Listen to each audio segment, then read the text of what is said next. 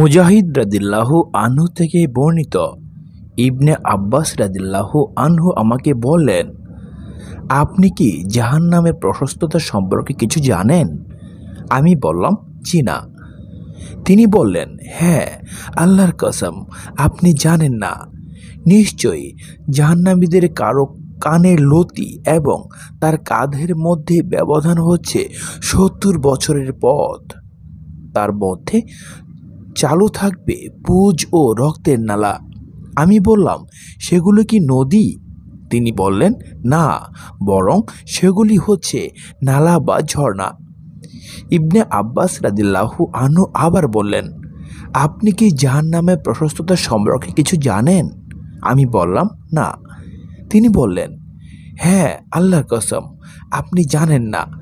আয়েশা রাদিয়াল্লাহু আনহা আমাকে বলেছেন, তিনি রাসূল সাল্লাল্লাহু আলাইহি সাল্লামকে এই আয়াত সম্পর্কে জিজ্ঞেস করেছিলেন। কিয়ামতের দিন সমস্ত জমিন আল্লাহর হাতের মুষ্টিতে থাকবে আর সমস্ত আকাশ তার ডান হাতে পেঁচানো থাকবে। হে আল্লাহর রাসূল সাল্লাল্লাহু আলাইহি সাল্লাম, সেদিন মানুষ কোথায় থাকবে? নবী সাল্লাল্লাহু আলাইহি সাল্লাম বলেন, সেদিন তারা জাহান্নামের পুলের উপর থাকবে। অত্র হাদিস দ্বারা জাহান্নামের প্রশস্ততা প্রমাণিত হয়, কারণ জাহান্নামীদের কানের লতি ও কাঁধের ব্যবধান যদি 70 বছরের পথ হয়, তাহলে ব্যক্তি কত বড় হতে পারে এবং প্রতি হাজারে 999 জন লোক যদি জাহান্নামে যায়, তবে জাহান্নাম কত বড়। তারপর আল্লাহর নবী সাল্লাল্লাহু আলাইহি সাল্লাম বলেন, যেদিন আসমান জমিন আল্লাহ হাতে গুটিয়ে নেবেন, সমস্ত মানুষ সেদিন জাহান্নামের পুলের উপর থাকবে। তাহলে জাহান্নাম কত বড় এবং পুল কত বড় তা মানুষ ধারণা করতে পারবে কি?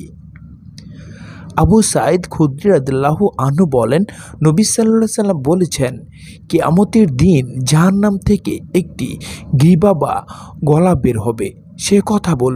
সে বলবে, আজ 3 শ্রেণীর মানুষকে আমার নিকট সমর্পণ করা হয়েছে। 1. প্রত্যেক অহংকারী, অবাধ্য ও জেদি মানুষকে। 2. আর যে ব্যক্তি আল্লাহ ব্যতীত অন্যকে মাবুদ হিসেবে গ্রহণ করত, অর্থাৎ শিরক করত। 3. যে ব্যক্তি মানুষকে অন্যায়ভাবে হত্যা করেছিল।